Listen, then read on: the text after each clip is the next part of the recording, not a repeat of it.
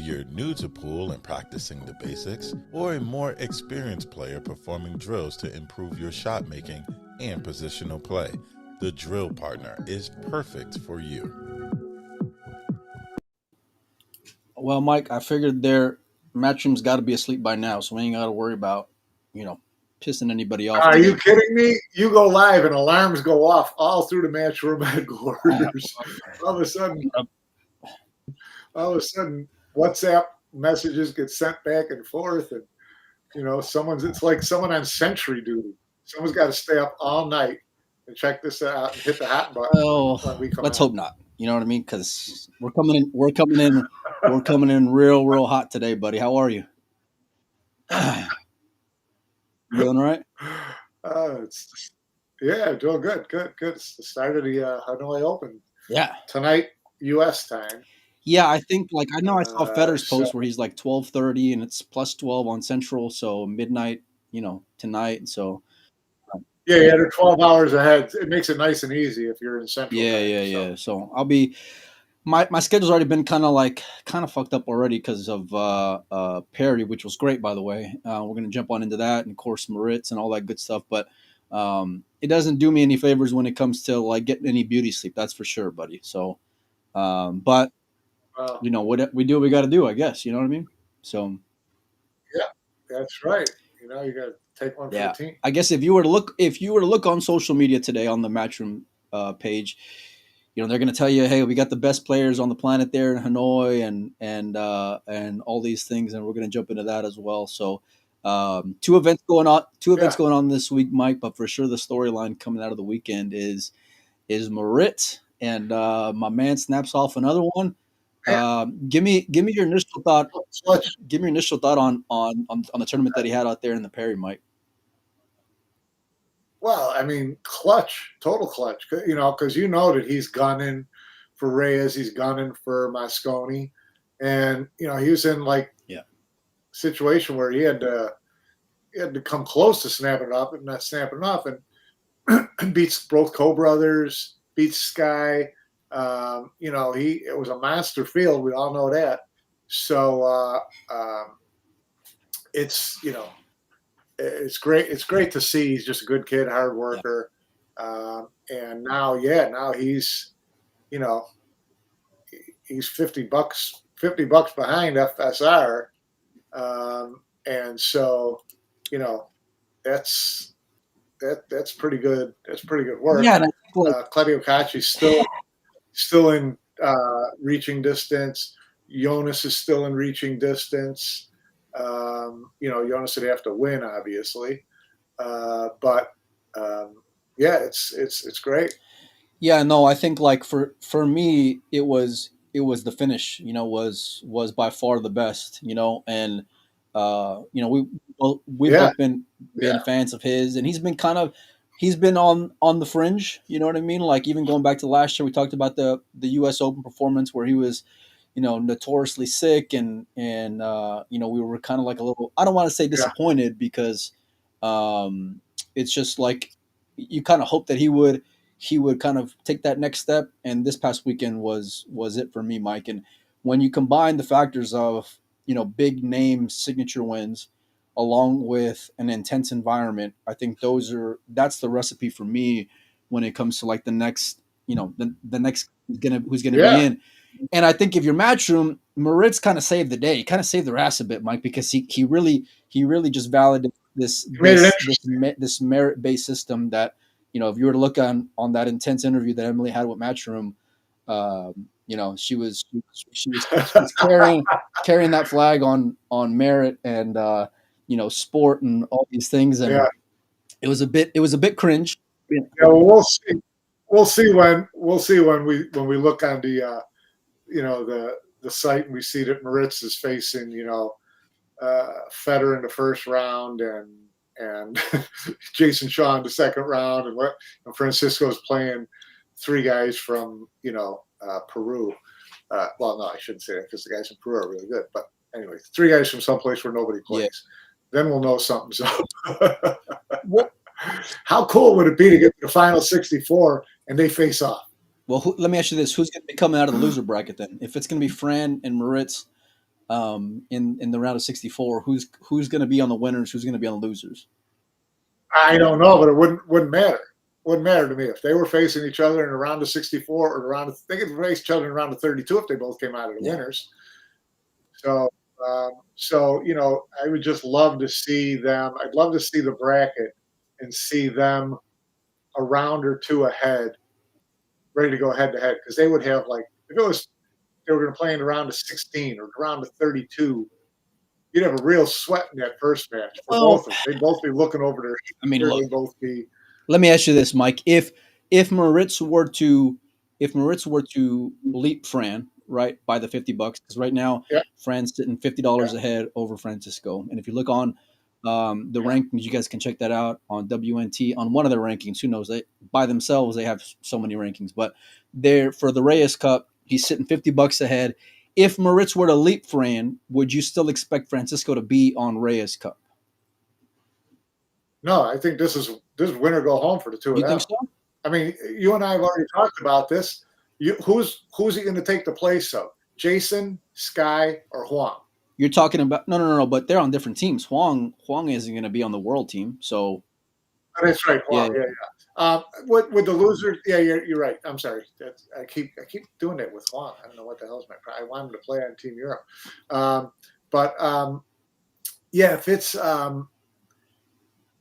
if it's Jason and Sky and there's a spot, I would think that there's a pretty good chance that Fran would still be in there. Yeah, and it really, you look at it, honestly at this point, if they both go 32, 16, whatever, I would think they'd both be on, don't you? Well, we talked about that fifth spot being open for the world team, quite a bit, and we kind of toyed around the idea of Kachi, although both of us are in agreement that him being in Bali this week isn't going to do him any favors on getting selected for said team. So from a storyline standpoint, and for what you'd be looking into the following week, right, in terms of the Philippines, that would be more compelling for me. But if Moritz were to go and do it, number one, I think it's just great because he had to earn it the hard way. I think things were set up and things were in place to where like him and Jonas and Pius and all these kids who are in that who are not going to make it in as far as the top European, right? I don't think they're going to get a matchroom wild card. Whereas now this week going into it, to your point, if you were to go and let's say make a 32 or 64 run and Fran were to go further, I guess like if your matchroom, because me and you've been talking a lot of shit in terms of like, how much merit based is this system going to be? So like even if Moritz were to go and fizzle, I think if you're matchroom, you still you put them in just to kind of save face in terms of it being professional and merit and all these things. Does that make sense, Mike? It does. Yeah. And I think it kind of saves her ass a little bit, but like kudos to Moritz because he was in that same spot as like a Jonas type player. He comes out with a strong win. I was up that night watching that match with Sky Mike. I think it was around like midnight, 10 o'clock, somewhere around there, whenever they got kicked off out there at the Perry. And he just put on a clinic, Mike. I mean, I think it was something like 10-2 or 9-2. Yeah, he went out. He was coming out guns a-blazing. And we all know, like, we all kind of thought like this is his ceiling, right? Like we know that he can kind of compete with these top Europeans. We speak of him in the same sense as like, the 6 through 10 type guys in terms of Europeans. But like, that he's not checking off the boxes in terms of excitement and things like that. So he's going to have to get these points in order to get on these teams. And we've talked about it before that like rookies have to earn their way on.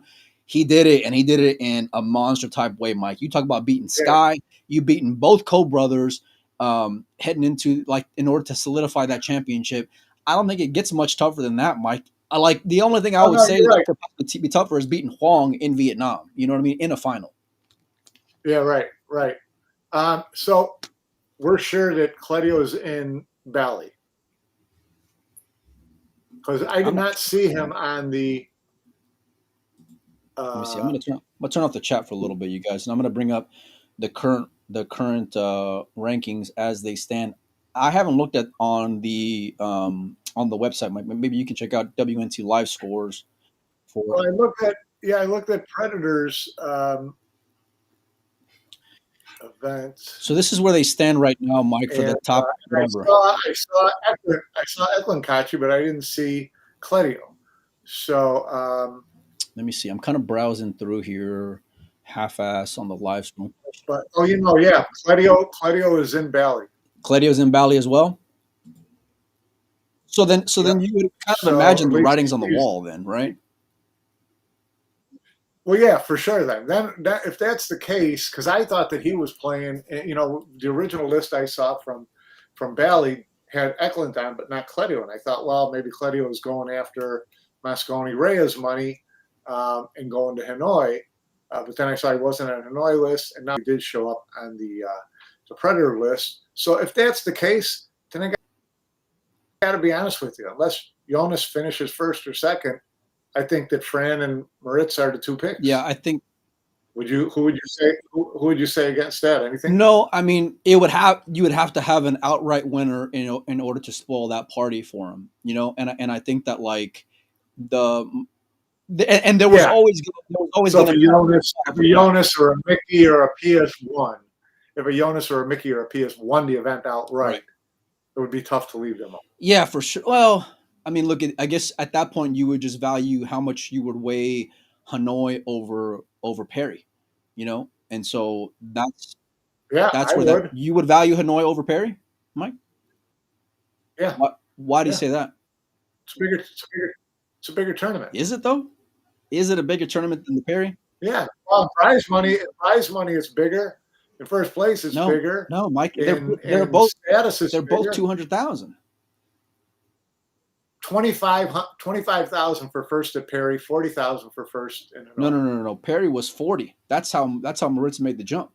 Perry was 40K. Correct me if I'm wrong. Maybe our man Richard Walker can hit us up with some stats. He always does a real good job. But Perry, I'm pretty sure. When we had the last show, we looked at the Perry breakdown. I think for sure, yeah. But listen. The show's not called Dogging It out of coincidence, Mike. You know what I mean? Like it's. Let's just be real about it. You know what I mean? We've been known to have pie on our face. Jeez, all the advanced work we put into these shows, you'd think we would. Right, yeah.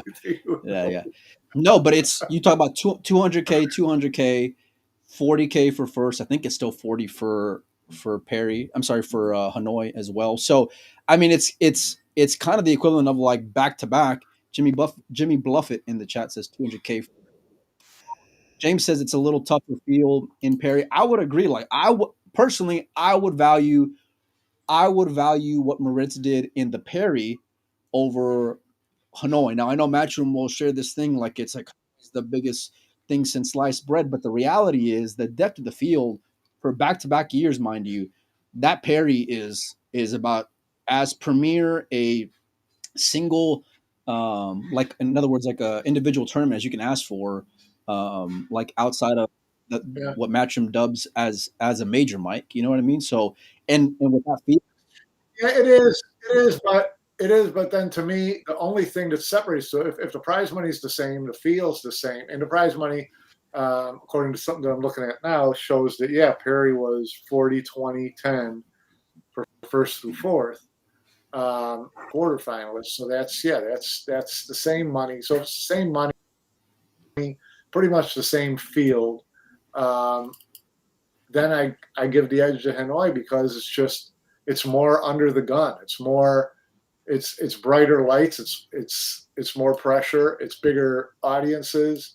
So then from that standpoint, I would give Hanoi the edge. It's close, but I'm still. Well, it's the exact same field with the exact same money. It's not the exact same. Mike, half of the monsters are out in Bali now, and then by the way, the two of the guys who were in the final, whatever it was, 8, both Cole brothers, mind you, are not in Hanoi. So if you have two Cole brothers who are not in Hanoi, SVB's not in Hanoi, Filler is not in Hanoi, you can't dub it as like the toughest field, of the year, and you can't compare it, in my opinion anyway, to the Perry. Now I know the atmosphere is a little different, but the only thing that I would say in terms of the atmosphere is just the stadium itself. You know what I mean? And but Yeah. that pool room still gets pretty thick. It gets real deep when it comes to the end of the event, and you're right there. Like you are right on top of the players the entire time with the oohs and Yeah. and the ahs part of it as well. You know, like look, I think that Hanoi's got that kind of potential. You know, as far as it being the best event of the season. You know, but you got to bump up the prize money a little bit. And listen, we need to we need to have all the best players on the planet there. Like it would be so much better. Do we know where the Co-Brothers are at? I think they're in China, Mike, if I'm not mistaken. Why? I'm assuming for some paintball stuff. I mean, but I'm not 100%. So so if they're not in Hanoi, but they're not in Bali, are they penalized the same for the people who aren't in Hanoi but are in Bali? well, that's going to be an interesting conversation, Mike, because you Yeah. you have been on the record in saying that Carlo was told that if he's not playing Hanoi, he's not playing in Reyes. You know, so then by that precedent, right? With that precedent in mind, the fact that the Cole brothers are not going to be in Hanoi now, they're not going to be in Bali, so maybe that's playing ball a little bit without playing ball. But the fact that they're not going to be in Hanoi, does that then exclude them from playing in the Reyes Cup as well, Mike? You know, and we saw that the year before when it comes to filler, right? Yeah. Yeah, there's some weird shit going on here, isn't there? Yeah. I mean, you look at the Co-Brothers, and it's like a whole different fly in the ointment. It's like, wait a second, you guys are no place. Yeah.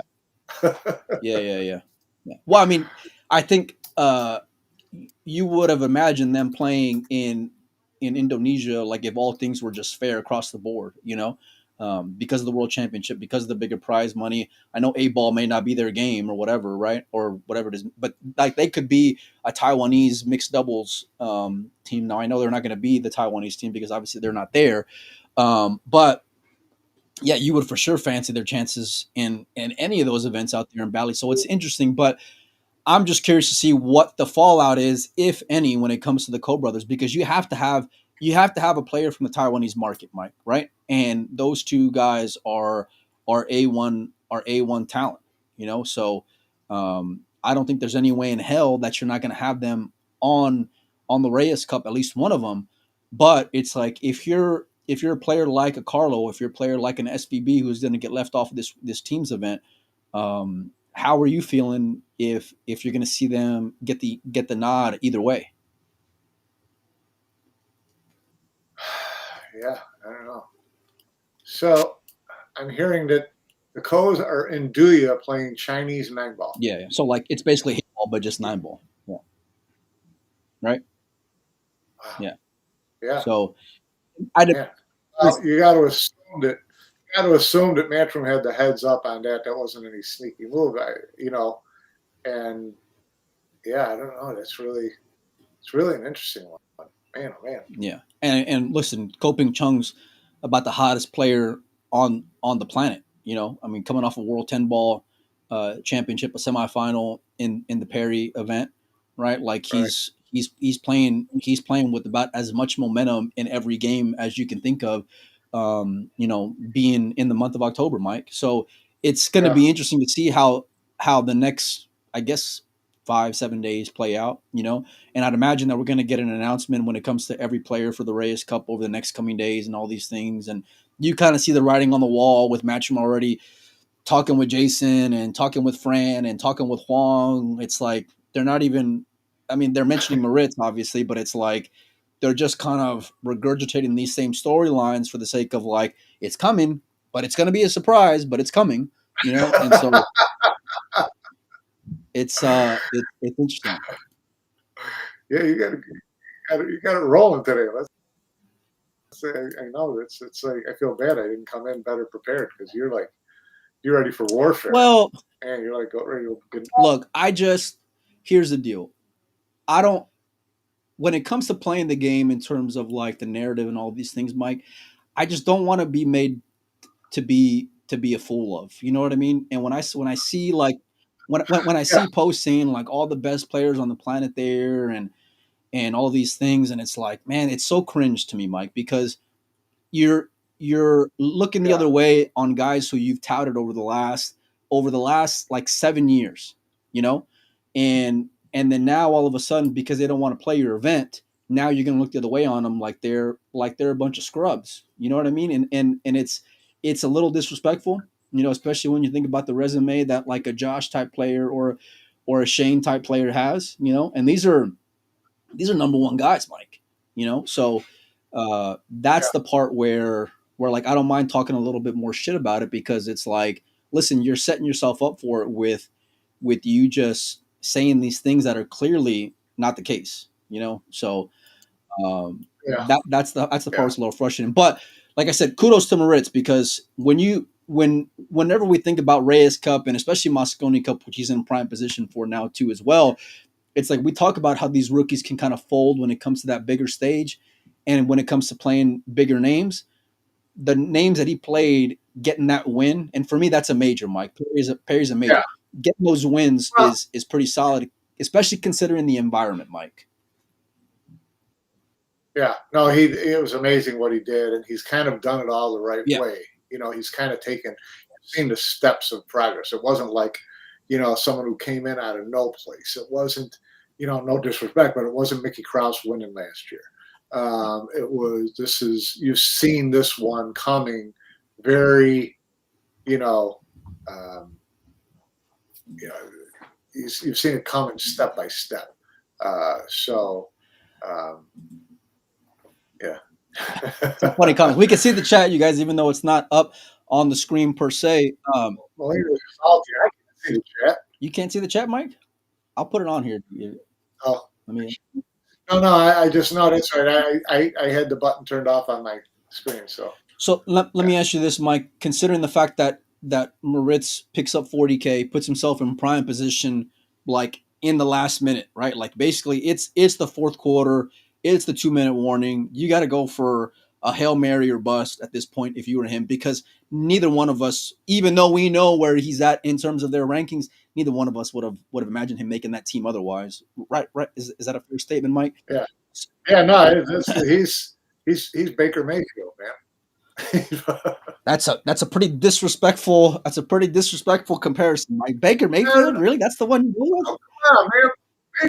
Baker's the baddest man in football. Hey, look. Baker doesn't take shit from anybody. He'll go there.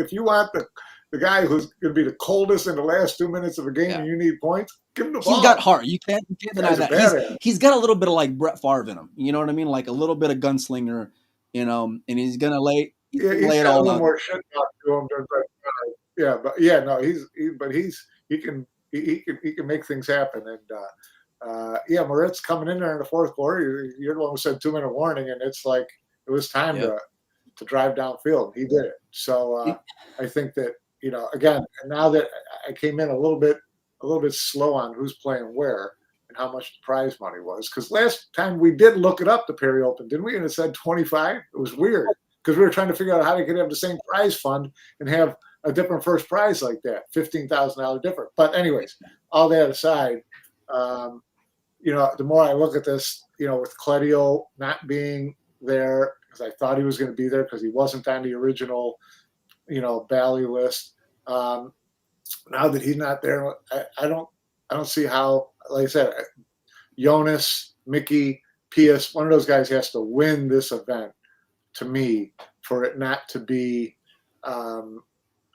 Fran and Moritz, at least in Reyes. At least Reyes and Mosconi. Yeah, I agree with you, Mike. You know, and he's kind of like, because one of those guys could do really well in Hanoi and the Philippine Open, and all of a sudden they're legit point earners for Mosconi. So Mosconi wouldn't be locked up until Philippines if one of these guys did what one of these other guys did well in Hanoi. Let me tell you something, Mike. Now I know the prize money is about half of what the Perry was, or I think it's like 125 versus 200,000 with Philippines Open. But like if a guy like Jonas were to go deep in the Philippines Open, for me, now again, prize money aside, because you know there's like Ken says in the chat, you know, about rankings being flawed and things like that. Like if Jonas were to go deep in the Philippines, and I'm talking like semifinals or bust, basically. But if you were to go deep, fuck, Yeah, I would right. highly value that, Mike, because atmosphere, tough conditions, tough field. You know, the format by itself is brutal. You're talking about single elimination. Um, from the Yeah, jump. Like it doesn't get more cutthroat and ruthless than that event in terms of the yeah. format. Now I know that the depth of the field when it comes to like name players isn't going to be the same, but the sleepers are going to be unreal. You know what I mean? And the traps are going to be unreal in that Philippines Open. You know, because there's going to be a lot of unknowns that everybody in that market knows them, but the average fan doesn't necessarily know them as well. You know. Did you see the list of all the Filipinos in Hanoi? Listen, I think what is it? So Man, it's 256, right? I think 64 on qualifiers, and I think like probably I'd imagine probably like a quarter of them are Filipinos. Might be my guess. I mean, there's it's deep. it looked like there's 50. It looked like there's 50 Yeah, Filipinos. yeah. I mean, it's the who's who and just also some up and comers as well when it comes to that mix of Filipinos. And look, I think from when you talk about like a major all things considered, Hanoi is right there for me when it comes to like I'm trying to think. Like I put it above the European, even though we haven't had that. I put it above the UK. I don't put it above the US Open, but it's close. You can't compare the atmosphere. Which event? Hanoi, Which event? Hanoi or Perry? Hanoi, Hanoi. Hanoi. You Okay. know, so, um, but from what I'm imagining, the next few days are going to look like, as far as the crowd thickening up and all these things, like there's going to be a lot of pressure and the expectations for that matter as well, and that's the reason why, like, for what Moritz did this past weekend, look, we talk about guys who need to take steps, and in order to get on a European team or to get on a world team, you're going to have to win something big. Now, I know we valued Moritz last year and part of the year prior as well, Mike, but like comparing a regional event versus what that Perry was, is pretty fucking strong, Mike. And that's the making Yeah. for me anyway. Now, again, he still has to live up to it, but you want to talk about a foundation for living up to for being the next guy up, the next man in line, right? Like now you prove you can Yeah. do it. Now you got to go out there and just start punching away. You know what I mean? And just start continuing to stack up big Yeah. wins, and all that, Mike. So I'm excited to see how Moritz fares. It's interesting for me, Mike, when I look at like what Matchroom's pushing today. Like I mentioned earlier, it's like you Moritz coming off a big win. They want to talk about the $50 difference, and you look on who they're pushing on TV table one. It's the same names: Jason, Federer, Chua, and it's like it's all the same things over and over again. And so Fran, Long. Yeah, you yeah. know what I mean? So it's like you would think like if the merit and the system and all these things are going to be so important, like, man, I'm putting Moritz right up number one. Send him out there. Let's see how he does. You know what I mean? And I'm going to squeeze the life out of that storyline that I can. But I guess we'll see how the next few days play out. Like, let me ask you this, Mike. Who do you think is going to have a deeper run out there in Hanoi? Fran or Moritz in that one. Yeah. Man, it just they both get to the final 64. Then to me, it's the draw. It's just such a gamble with how that draw turns out once you get to the final 64. But I don't know. I think I would, if I had to throw my money one way or the other, I would probably throw it behind Fran. I would too, Mike. I really would. And it's a hell of a hot streak, and you just wonder you go 2 tournaments in a row like that. That's well, tough action. unless your name is Federer or Koping Chung or whatever, you know what I mean? Like we're not gonna. I don't think you can go and crown them until you go and earn that kind of like when you speak about them. You know what I mean? So that's where I think it becomes a little tough. But to me, Mike, the one that I would put more weight on, and I want to get your opinion on this, is that Fran's got a lot of TV table experience. Moritz, not so much, and I think that's where it's a proven commodity in that Fran doesn't buckle so much under that pressure and knows that table and how different it's going to play, more consistent. I think you're going to see him get more TV table matches as well. So that's where I would put more of a value on Fran. But if you want to talk about momentum currently, I mean, it's Moritz all day, every day, right? Right now, anyway, between the two, you know. Right. So, along with Fran shows tends to show up when Fran needs to show up. That's for sure.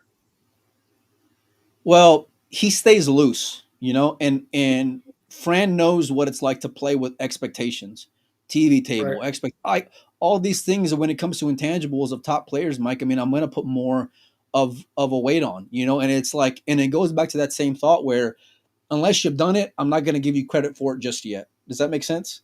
So that's where Moritz, Moritz, fucking clutch, dude. Fucking real clutch.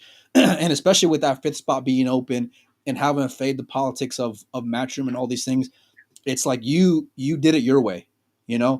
And so obviously I'm gonna be rooting for Moritz, but the other side of the coin is, like I mentioned earlier when I asked you, if Moritz were to beat Fran, I still expect Fran to be on there. Now, if Fran beats Moritz, I'm not 100% that I'm going to see Moritz. Yeah, you're right. There. You're right on that. You're right on that. It's not as much of a guarantee if Fran finishes ahead of Moritz. I think it would be. I don't know who else you pick. Like I said, unless one of these other guys has a monster, unless one of these other guys has a monster Hanoi, then I don't know how you leave them off. I don't know who you would rationalize. You can't go. Yeah, I mean, I suppose you can go down the list, see how far you got to go to find David. But imagine how David's feeling today, Mike. Because he's the guy you would have like. Listen, if all things were open and fair, right? Obviously, you're going to go with Filler, Kachi, and then it's everybody else, right? When it comes storylines and it's Filler way ahead, and then Kachi next, and then everybody else. But like, when it comes to playing the Matchroom game, right, David would have been right there as far as the guy you would have thought, given the experience and all these factors. You know what I mean? So it's like David's got to feel like he's getting the short end of that stick this morning, but at the same time, David can step up as well. So it's like I don't want to discredit him or count him out just yet either. So the problem is you got to come with like a grand slam in like the bottom of the ninth if you're David. Like you're back as against the ball as possible. Well, we've seen him do that before. Well, we have, yeah. But we talk about like the youth of the WNT tour and just pool in general, and so it's like odds are not going to be in his favor, and that's the brutal part of it. And like I said, given the fact that, I was just going to say, I mean, given how much we've kind of shit on the merit side of things, I think this gives Matchroom that out, which is going to be vital going into the end of this event, because it's like you can really hang your hat on excuse me, you can really hang your hat on, oh, it's merit, it's professional, you can earn your way on, come, all these things, and so that gives you that out, you know what I mean? So that's the part where I think either way I would lean towards Moritz, so I guess we'll see, so but the other side of it is like you're still going to be the guys who are going to be automatics without being automatic. You know who they are. You know where we're going to see them. So it's like how loose and free are they going to play and what kind of run they can go on. So, well, but if it's a 256 field, but it's significantly watered down. Because all these guys, should go deep. They should, most of these guys should Mike? be I mean, 32. Moritz lost his very first match in Perry. Stranger things have happened. Like if you were to go 2 out, but you don't expect them not to get to 64. No. Especially given momentum and all these things, But at the same time, like you don't know how Moritz performs with the letdown, right? Like you finally got there, you finally picked up a big payday, you're finally getting some goddamn respect on your name, So like, can you keep that same hunger and drive? Because listen, you're close, you're right there. I don't. Job ain't done. This was. I don't know about letdown because this wasn't the end. This was the means to an end, and the end to me is Reyes / Mosconi, right? So, I don't see a letdown on his part at all. He's young, It's more, I think he's gonna be hungrier than ever. Do you get overamped or or do the odds just go against you after the run you've had? You don't know. But I don't see complacency or exhaustion, let down messing with this kid at all. We think so. I agree with you. I totally agree with you. I just playing devil's advocate here. I just until I see it, that's where I'm going to go with it up until this point. And so obviously, like I said earlier, I'm rooting for him. I hope he does because, like, the way that things have kind of gone over the last 45 days or so, like these were seeing the Piuses and the Mickeys and Jonas and Mickey's. I'm sorry, and Moritz. It's like these are the guys you want to see where it's like you know that they are more deserving than other players, and the rankings will tell you that, especially as the teams get announced. But it's like when it comes to that popularity contest, you're way underneath it. So it was going to be like a run like this or bust. And in this case, when it comes to Moritz, like he fucking got there. You know what I mean? Like he got there and got there like in style as well, Mike. That's the other thing too. So, we'll see how it plays out over the next coming days. Look, for me, that talking point is going to be about as much as I can get out of this event, if I'm being honest with you, Mike. And even then, like, it's not the greatest talking point on earth. I mean, it's cool. It's great. Good for Moritz and all these things, but it's like, it's still so much less than what it could be, going into the Reyes and Philippines Open and all these things. So, and Hanoi for that matter as well. So, yeah, I think they just, we know that they've had their hands kind of tied a little bit. We've talked about it being kind of flat, Reyes and Mosconi, and things being changed late in the game or whatever. But that with the confusion and with the other events on top of these events, it was a moving target the whole year long on who's playing where, who's going to commit to what, who's going to do whatever. So, there was a lot of treading water while everybody else made up their minds, right? So not overly surprising to me that it's been a little bit flatter than normal. Yeah, and I think like that's part of the difficulty when it comes to competing organizations and promotions, But I think like, and this is the part where the reason why like I'll talk shit about it is because like we see the potential of what could be, right? Like if and that's the part where it's like, God damn, man, like just all these events were one right after another for 8 weeks, it would have been out of control. Dude, Mike, we're dissecting Ko Ping Chung versus Ko Ping Yi. We're dissecting, like imagine you think about a Federer and Filler team. I don't care who else. A Federer and a Filler team going up against the Asians. That's when you think like, man, this has got legit potential. But given the score line of last year, I'm not, and who we think is going to be on this team, I'm not so sure that it's going to be all that dramatic come the following week. You know what I mean? So I hope I'm wrong. And I hope Jeremy gets them, gets the guys fired up and keep motivated and all these things. But like we mentioned before, we expect them to be a little handcuffed here. And so it's. Well, we've been saying all along we expect Team Asia to be pretty much the same team as last year. But now all of a sudden, question mark with do we have a co or do we don't have a co? Yeah. I mean, like they aren't. I haven't heard Matthew mention it any at all. At least in the stuff that the little bit of things that I've been seeing on social media from them, as far as them not being there, and from what I saw of Emily's post earlier, Bustamante is going to be there, and she's like he's going to be checking out the talent and all these things. I think the team's already made up. I think you think the same thing, but it's like that would be a talking point. But if that's the case, then go all in with it. Code brothers are off the table. Who's going to take their spot? And so then that becomes compelling. But the fact they look the other way on it and don't want to address it, but then still want to make it seem like it's some dramatic event, whether the Asian team's going to be different or not, that's where I have a hard time buying in a little bit, So, and in the meantime, look, you still got a World 8-Ball Championship that's going to be played out there in Bali, a men's World 10-Ball, which, listen, we've been barking for a World Cup of Pool for a long time, Mike. For the last 2 years now.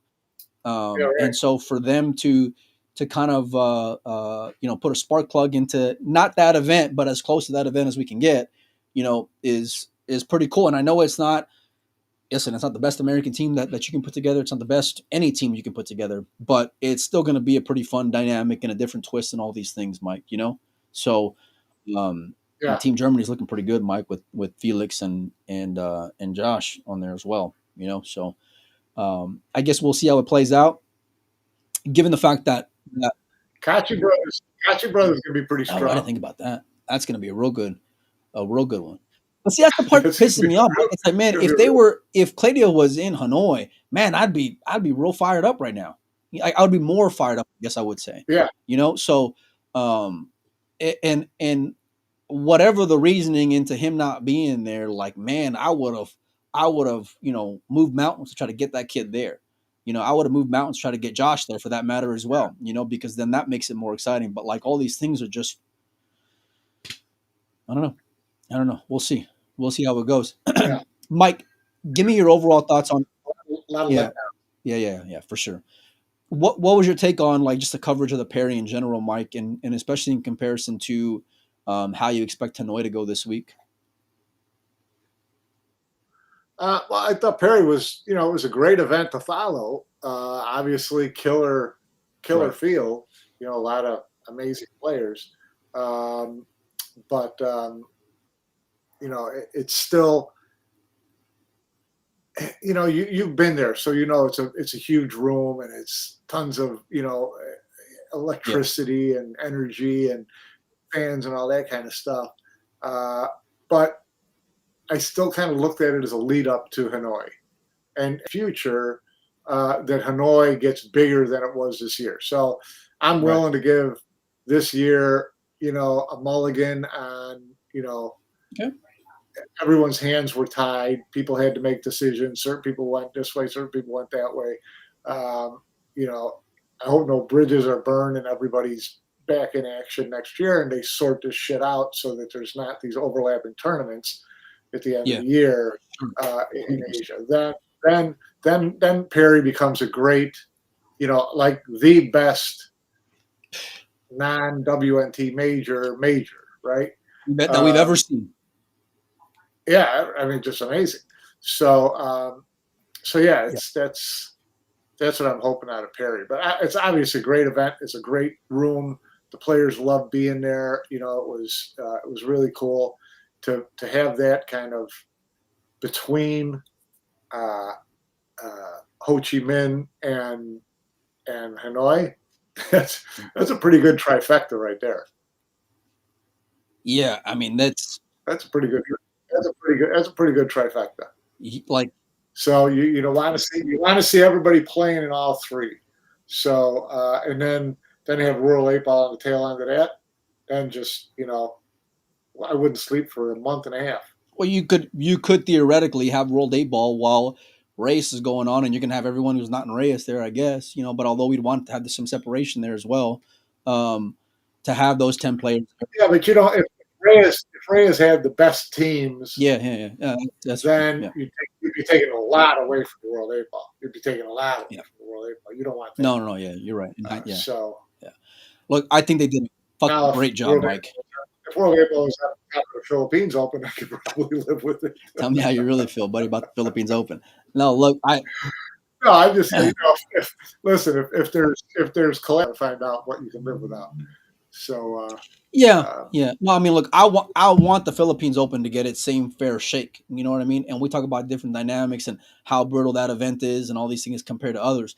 But like, I would, for what the Philippines Open could be, I would hope that like it gets its own stage in that aspect, But in regards to Perry, Mike, I mean, look, from the social media of all the Vietnamese pages to the way they were streaming every single match, basically on the majority of the tables, to the tournament coverage, the play-by-play of winning and losing and all these things, like it was, dare I say, it's better than anything that I've seen all year long, and it's like all things included, like they really just knocked it out of the park when it comes to that event.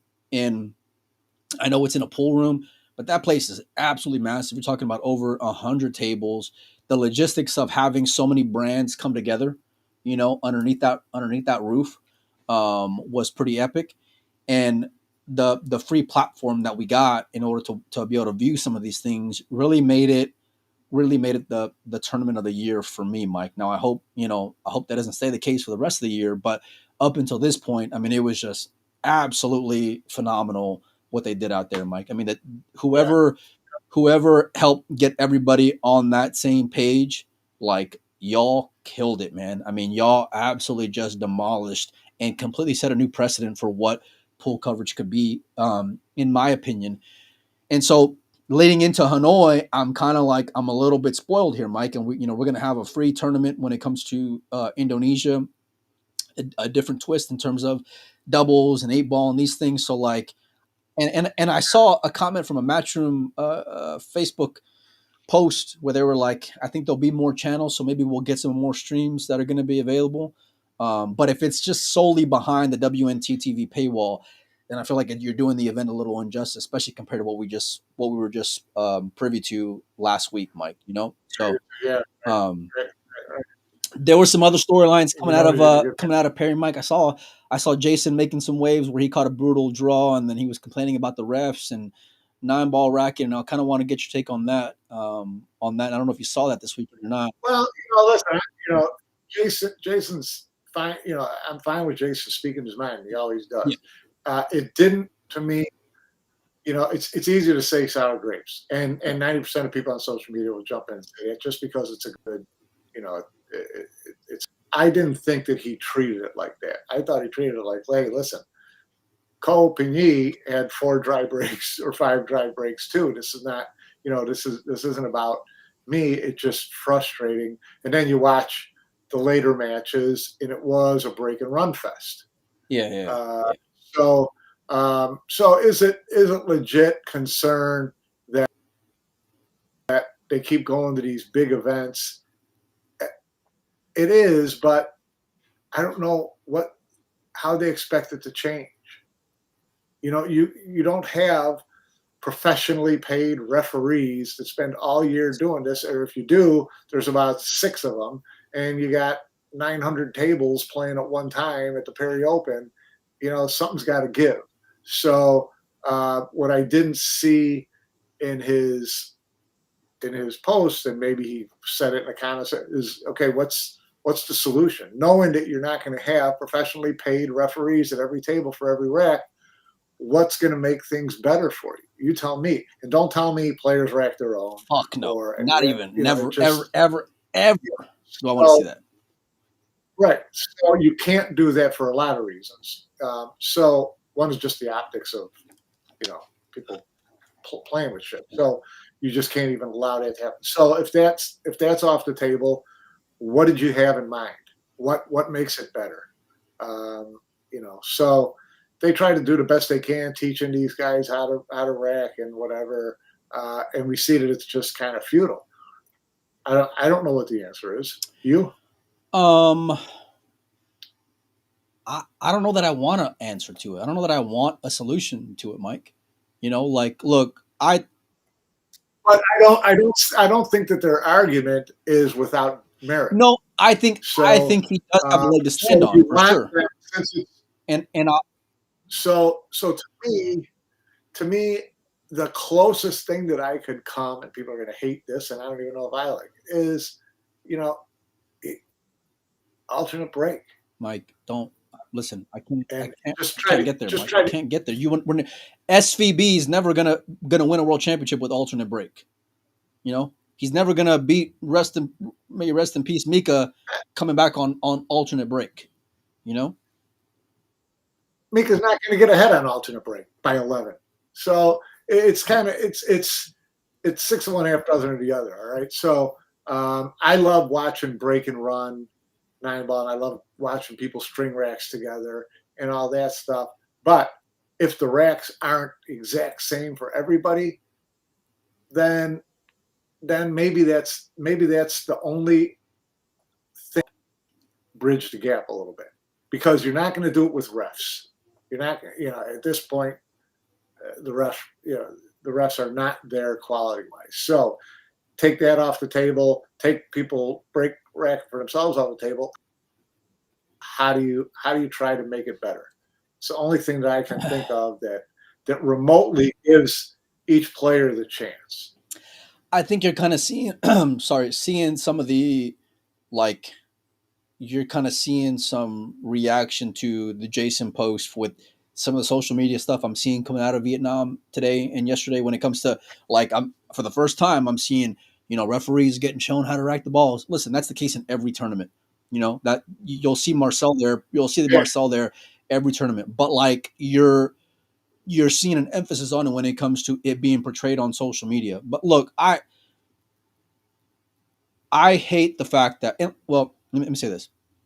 When it comes to the Pro Beard series and what they've done, right? Like it's been brutal to see some slug racks with some of these players, right? But they're using a triangle compared to a template.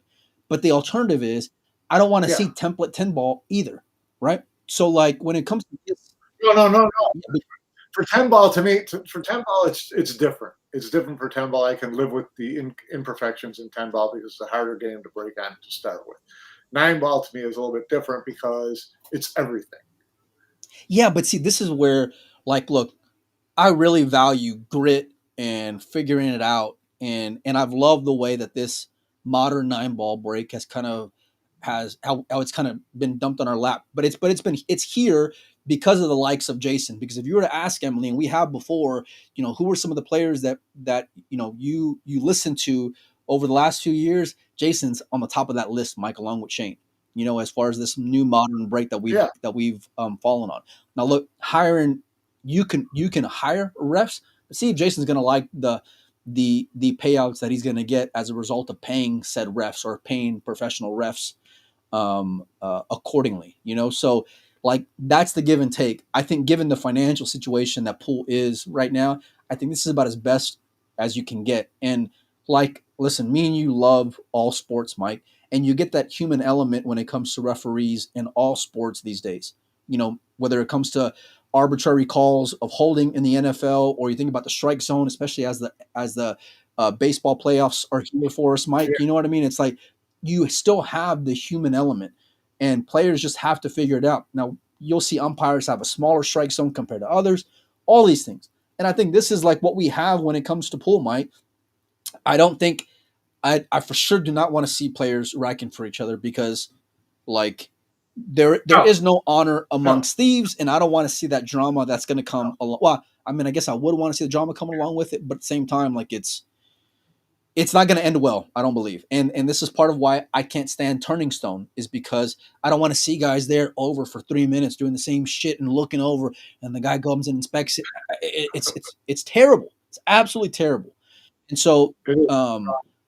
I think like given all things, this is about as good as you're going to get. Now Jason Jason kind of brings that sour grape aspect on himself when it comes to like that's him saying that, you know what I mean? And so like it's just part of Yeah. social media, but he does have a leg to stand on as well with it for sure.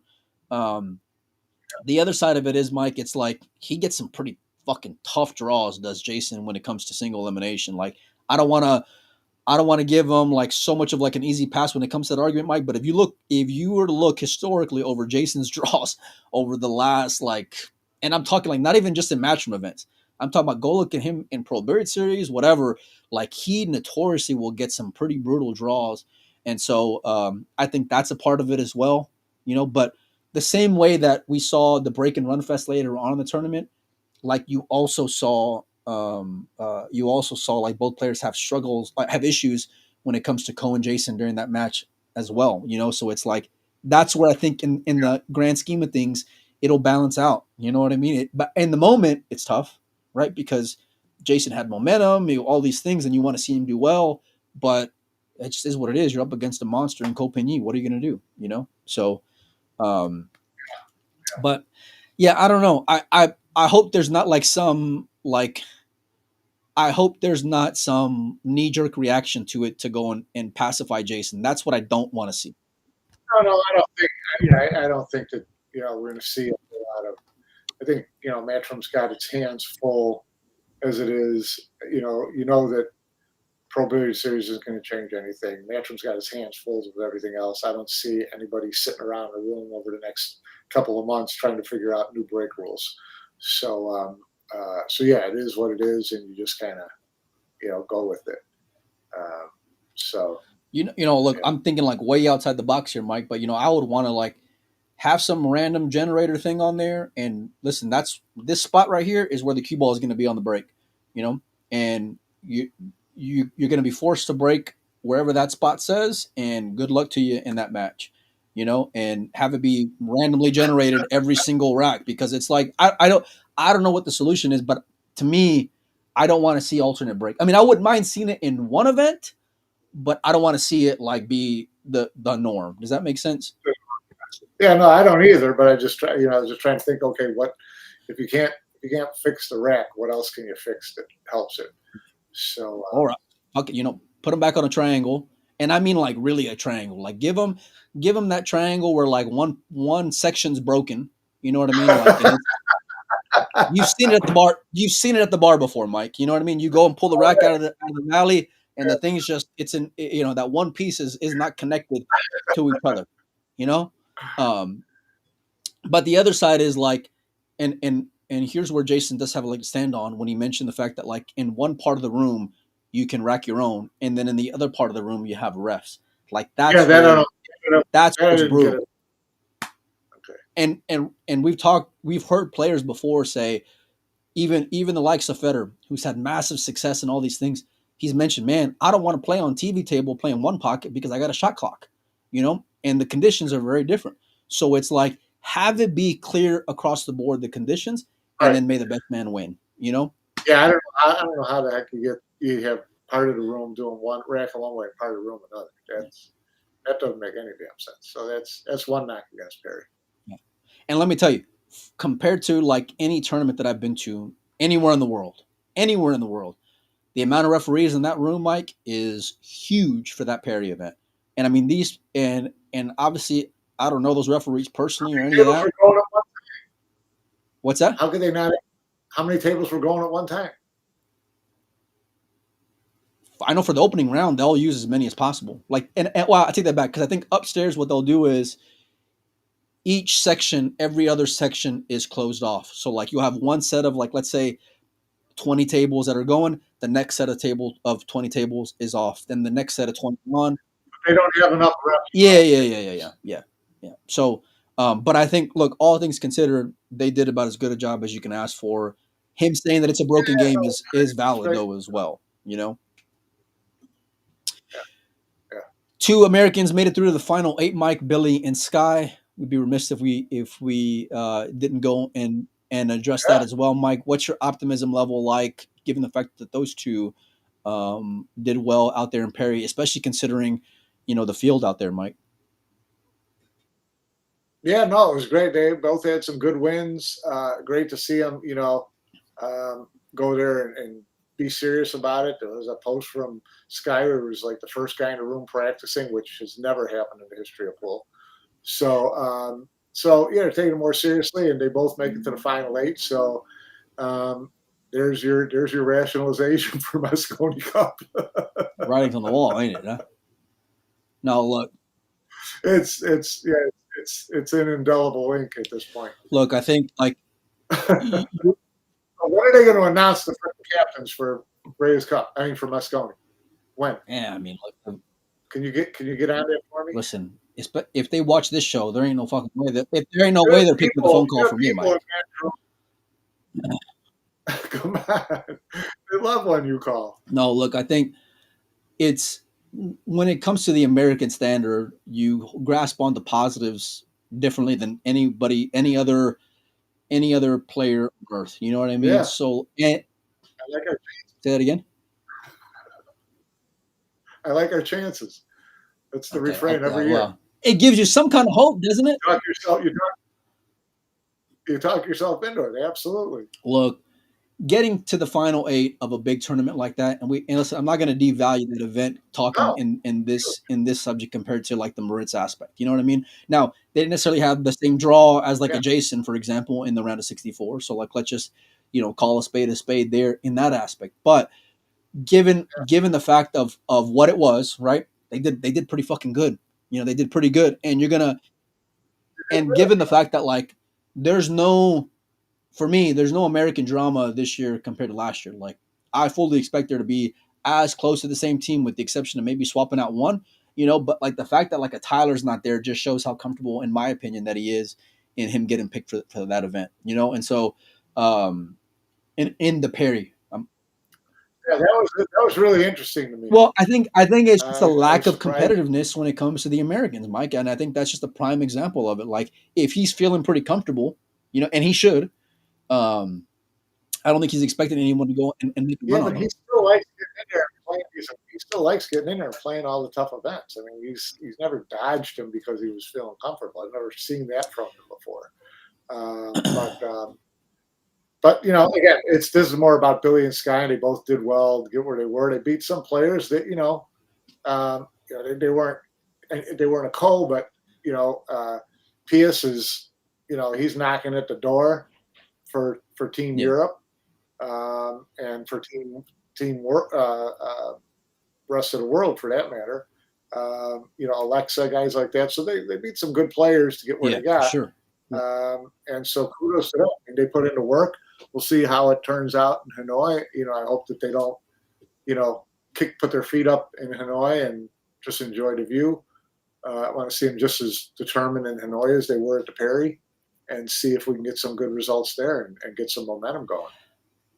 I think I agree with you on everything, and the expectation between the two is vastly different in my opinion, when it comes to Billy and Skies, and when you think about the ceiling as well, Yeah, but like I mentioned earlier, all things considered, you'll hold on to those positives, and you're going to need as many positives as you can going into December, and so um the expectation for them, I wouldn't have said, hey, I think they're going to make it into a final eight. The fact they did, fucking great, man. You know what I mean? Like that's yeah, that's the momentum that you need. And right now, given how flat the year has gone, you want to hold on to momentum as much as you can, and you want to hold on to positives as much as you can. Those are going to be things that are going to give you some kind of hope when it comes to that event, because the score line just hasn't given you much hope over the last few years as it's been. So great. I'll take it. I'll gladly take it for sure. Um, Hanoi, look, you're going back to a proper matchroom event, 4-inch pockets, all these things. So, are you going to see the same result? I hope so. I would hope that they do. I wouldn't say I would bet money on them making a final eight. Skies, like I said, the standard's different. So, but and it took a loss to Fran last year to get him out of that event. Like he does pretty good when it comes to playing in Hanoi. So um, Yeah, and this is the time of year where you feel like, especially in Sky's instance, that he really just tightens up the belt and gets to work. This is when he collects the money. This is when it's time to earn it. And so you really got to put in the time and the effort if you're going to beat world class players. It took pretty much godlike performances from the players they lost to. Like Moritz beating Sky before Moritz wins. You're like, okay, it was close, maybe 50-50. Ko Ping Chung, the scoreline, you still, even though you would have thought of him as a favorite over Billy, you were not going to imagine a 10-1 or whatever victory. You know what I mean? So, but right. what are you going to do if the guy just fucking goes into God mode and plays out of his Yeah, mind? he's not the first guy. He's not the first guy that Ko Ping Chung has dropped a big number Ask on. Yap that. You know what I mean? How he feels about that. So, Yeah. but no, look, Speaking of sorry, what's the match you're looking forward to most in the Hanoi say that Open, again. Mike? What's the match you're looking forward to most in the Oh, you Hanoi tell me, Open? buddy. You tell me. I know you're teeing it up. Let's hear it. Yip Yip against and Yap. gets Yep. And We got two players from Singapore, Yip and Yap. They have got to play each other. I just want to see that on the scoreboard. look, there's gonna be some great matches for sure, Mike, and especially as this event starts blossoming out, and I hope we get more of more Harrys of the world, you know what I mean, come on the radar. I hope we get some more unknowns, kind of get an Yeah, opportunity. well, that's tough one. Those are big shoes to fill there. I mean, nobody's expecting other regional tournaments to come out with $200,000 prize No, no, funds. no, no, no. Let me ask you this, Mike. Given, and we talked about the Asian dominance over the course of the last few months, and deservingly so, do you think it's going to be another Asian winner, or is Team Europe going to start getting some more respect put on their flag? in Yeah, Hanoi. Uh, you gotta figure Asian. I mean, I would. The field is, a lot. There's a lot of non-Asian great players who are in Bali, yeah, yeah, so that limits the field again from there. drastically. So yeah, so the field that and then you got like 33 Filipinos who decide to go to Hanoi. Tough action. So yeah, yeah, it's going to be. I would have to say that uh, that Asia is pretty favorable to win Hanoi Open, an Asian player. I agree. I agree with you. And I think it's low hanging fruit. Just given the year and the skill set you mentioned. I don't know if it's a gimme. I mean, you still have some great non-Asian players in the field. I mean, fillers in the field. I mean, Federer's in the field. That's certainly an option. Fran's in the field. That's an option. And so I don't know about low-hanging fruit. I'll say it again. I think it's low hanging fruit, Mike. Listen, I love those guys. I hope they do well. All right. I hope they do well. It's tough action. There's so many monsters to go and fade out there, and I know, I know there's a lot of talent out there in Bali as well that are going to be, missing out on this. But Asians are just on a different type of level right now, and like, this is why I'll further value what Moritz did out there in Perry, because he was in a Final Four with 4 Taiwanese players, and I know we're Yeah, high on the Philippines, rightfully so, and high on the Chinese and all these things, but like Moritz, if you were to go and rank those 4 players, right? Wu Kun Lin, Ko Ping Yi, Ko Ping Chung, and Moritz. Moritz is maybe 3, maybe ahead of Wu Kun Lin, but it's close. yeah, You know, probably, but not by much. I mean, Wu yeah, Kun but Lin, I mean, like, he just it would have, yeah. Wu Kun Lin's playing good, playing real good. You know, so but that's what I mean. Like what Moritz did out there in the Perry was just was exactly what he needed to do in order to put himself in this position to take that next step, to get a spot on a team and spoil some parties for some other players who kind of ride the wave of reputation to this point, you know. And so for that reason alone, I'm super happy for that young man, Mike. Like yeah, he did it the hard way, and he got there. So I hope he can cash that in, into an opportunity to get on Mosconi Cup, to get on the Reyes Cup, because you have to develop this next generation of stars, and he's doing it by earning it. You know what I mean? Versus yeah, social media or whatever else that they'll go and put a value on as well, Mike. So yeah. um, I do like his chances for Reyes Cup, win or lose. I like his chances. what do you think? Well, yeah, I think either way, Team World's going to be up against it. I think either way, and but Yeah, I no think doubt. you gotta get him seasoned, and there's only one way to do it is by sending his ass on out there, and the only way you're sending him out there is by him going and having some signature type wins, and so I think given what Double J will have in terms of options for picking, uh, he's the guy who, for me as well, locked up that 5th spot no matter what, $50 difference or not, whether he goes further than Fran or not. I'm still Talking picking about Moritz. Reyes, or are you talking about Mosconi, or you're talking about both? Um, in this conversation, just mainly Reyes, but Yeah, I guess both, you know. But that's me. yeah. I mean, That's I me. like That's his me being fair to like chances, him earning it Mosconi. though. Yeah, somebody's got to make a good run to me to keep him out of Mosconi, because unless someone comes like you know has a really good Hanoi and Philippines, then let's assume that Jason gets picked for team captain for Team Europe. I think he would like the idea of Moritz playing Mosconi after getting his feet wet with Reyes, like he did with Mickey last year. 100% I he think would. I Hundred think I percent. think Jason would buy into that for sure.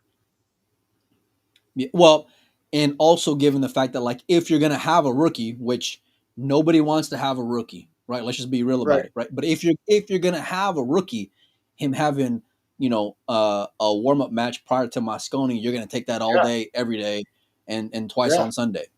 So talking about the Reyes Cup against the toughest team in the world as a warm up match for Mosconi.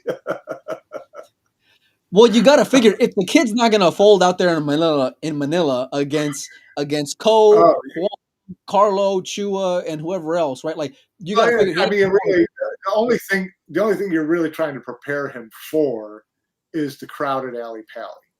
You're not preparing him like, you got to do well here because we're playing the Americans. You got to do well here so you can handle the pressure of a big crowd, a bunch of people screaming.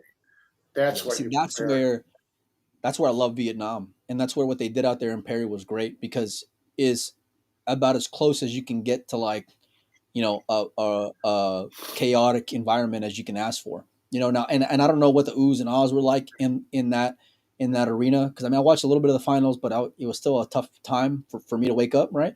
But any non-Asian guy against an Asian player is always going to be an underdog when it comes to fan favorites, So for him to kind of like weather that and do it like the comment in the chat, right? Like he did it in style too. He had some real convincing wins. He had some gritty wins. He pretty much like showed it all out there for me. I'm talking about break, poised, handling the crowd, right? The expectations as well. What was at stake for him personally also, Mike? Because like we mentioned, if you don't get there, you're not even going to be a part of this discussion. Today we are not we're not talking about Moritz making a Reyes Cup team or making a Mosconi Cup team unless he did what he did yesterday. And so that's like the cool part about it.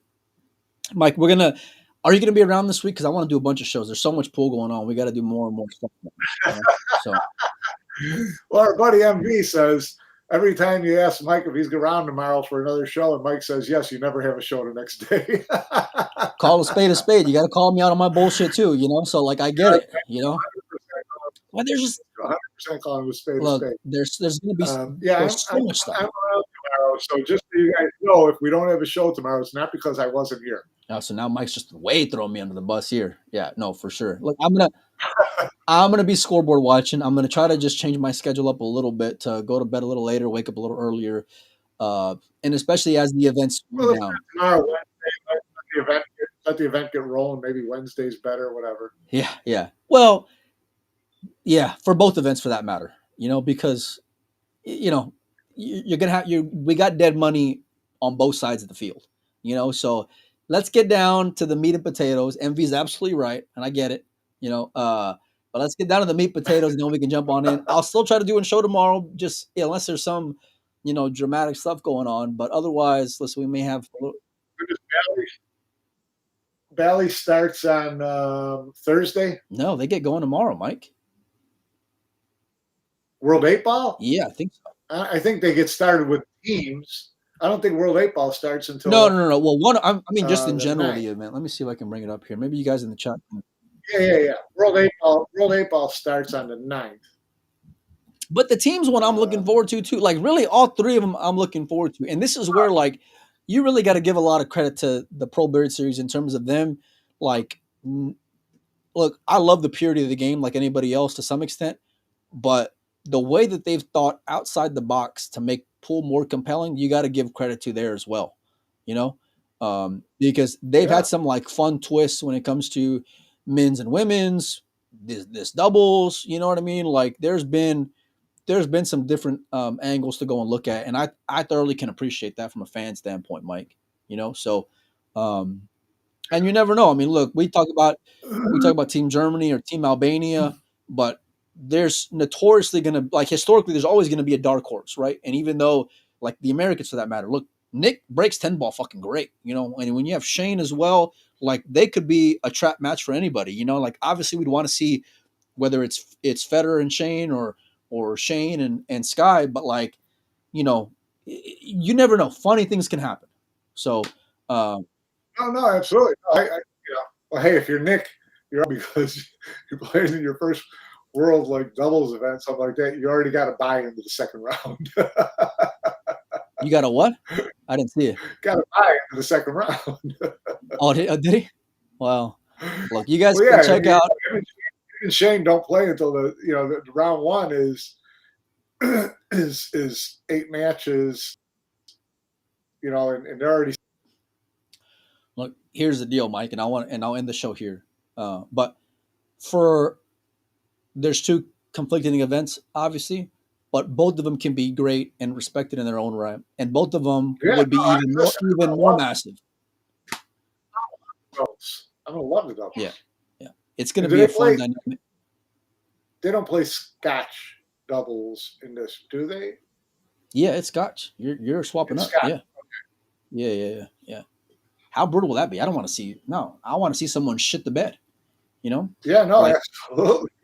You know what I mean? Like, I want to see someone go and fall a little short, but at the same time, you'll have somebody that's going to go and just pop on the map and kick the door wide open too. So inevitably, it happens in every single tournament. But given the drama of what could be versus what we're going to be left with, it'll still be great. It could be better. Yeah. From both sides of it. And so we'll see how the next week turns out. You guys can check out the Hanoi Open at WNT TV, and I'm sure there's going to be a ton on Facebook in terms of streams. I'll share them on Windows Open as well, and the same for the Pro Billiard Series. Go check out Pro Billiard TV. You guys can check out Pro Billiard Series website for the draw. I'll share that as well on Windows Open. So we'll try to do a show tomorrow, but if not, for sure by like Tuesday, Wednesday, we'll do a show. All right. You got anything else, Mike, before we get out of here? No, all good. All right, buddy. I appreciate you making time. Thanks, everybody, for hanging out with us. We'll see you guys in the coming days. Go enjoy some more.